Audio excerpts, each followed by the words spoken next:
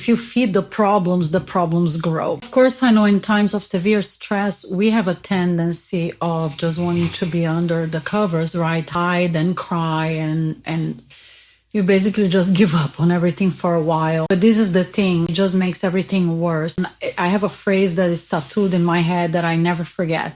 If you feed the problems grow. And that's why most people can't get out of difficult situations. And if you start feeding the solutions, before you know it, the solutions are growing. As I was going through all of these things, I remember a friend of mine, someone that was really close to me, said, "Oh my God, Catherine, if I were you, I would jump off of the balcony."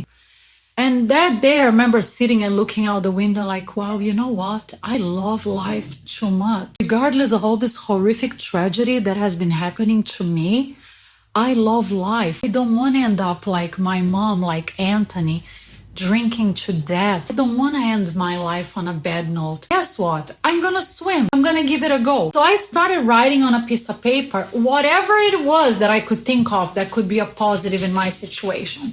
So the first thing I wrote down, I remember, was like, okay, for 15 years, you were in such an abusive marriage. You were in such an abusive marriage.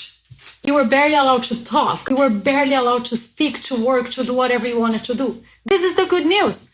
Now I can speak up. Now I can talk. I can do whatever I want. So whatever it is that you're going through, think in a similar way, right? What is the silver lining? Every situation has a silver lining. Find your silver lining and write it on a piece of paper and start from there.